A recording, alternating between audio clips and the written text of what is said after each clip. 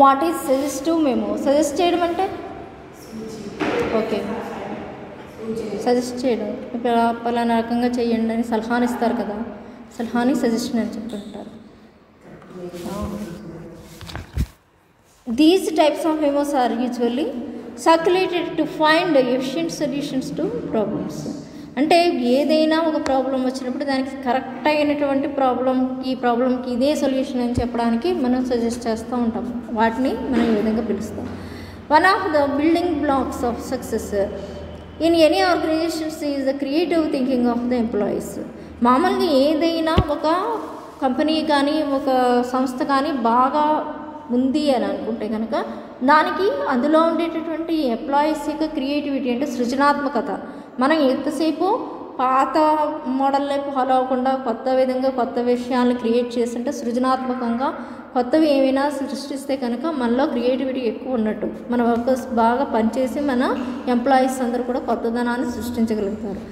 Managers or team leaders often encourage group discussions and brainstorming sessions through suggestive methods.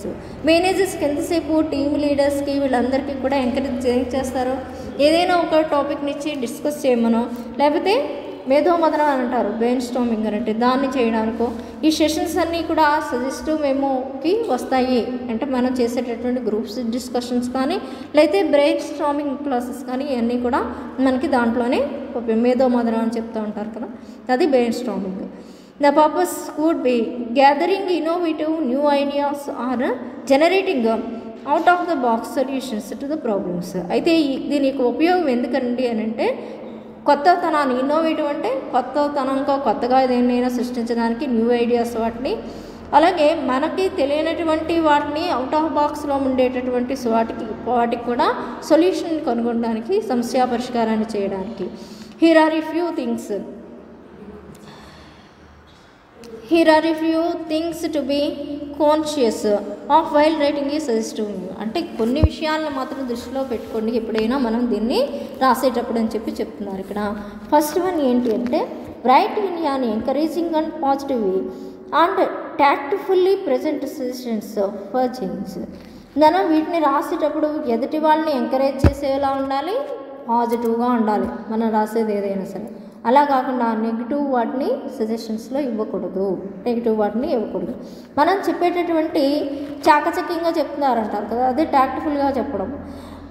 టాక్ట్ఫుల్లీ present suggestion for change అంటే suggestion చెప్పడం కూడా ఉంటుంది. ఇలా చేస్తే బాగుంటుంది అని చెప్పామనుకోండి, అది మన ఇష్టానికే వదిలేశారు కదా అని చెప్పి మనం ఏంటంటే చేయడానికి ప్రయత్నిస్తాం. అలా కాదు, నువ్వు ఇది చేయకపోతే ఇంకోటి చేస్తానని అంటే కనుక మనం డిమాండ్ చేసినట్టు వాళ్ళని బాగా కస్టడీ చేసినట్టు ఉంటుంది. అలా కాకుండా మనం ఈ విధంగా చెప్పామనుకోండి అప్పుడు వాళ్ళు తప్పనిసరిగా చేంజ్ అనేది వస్తుంది వాళ్ళు అని చెప్తున్నారు.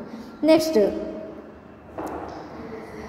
Huge headings or titles to differentiate between the multiple groups of ideas. మనం హెడ్డింగ్స్ని కానీ లేకపోతే డిఫరెన్స్ అయినటువంటి టైటిల్స్ కానీ పెట్టమంటున్నారు. అంటే మల్టిపుల్ గ్రూప్ ఆఫ్ ఐడియాస్ వచ్చినప్పుడు ఒకే విషయం గురించి కాకుండా 4-5 విషయాల గురించి మాట్లాడారు అనుకోండి, దానికి ఒక టైటిల్ని పెట్టండి లేకపోతే హెడ్డింగ్ని పెట్టండి.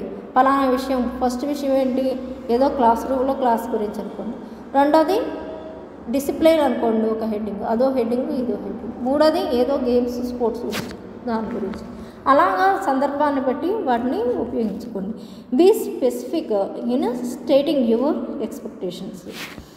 మీరు ఏమి ఎక్స్పెక్ట్ చేస్తున్నారో అనే దాన్ని చెప్పేటప్పుడు మీరు ఏది కావాలో దాన్ని స్పెసిఫై చేయండి. మాకు ఇది కావాలి, మా ఎక్స్పెక్టేషన్ ఇది, ఈ సంవత్సరానికి అయ్యేసరికల్లా మా పిల్లలందరూ పాస్ అయిపోవాలి, మంచి అవుట్కమ్ రావాలి, ఏది స్పెసిఫై చేయడం. ఇలా మాకు కావాల్సింది ఇది అని చెప్తారు కదా, అదే కంపెనీ వాళ్ళు అయితే చెప్తారన్నమాట, ఈ ప్రాజెక్ట్ ఖచ్చితంగా 2 రోజుల్లో కంప్లీట్ చేసి ఇచ్చేయాలి అని చెప్తారు.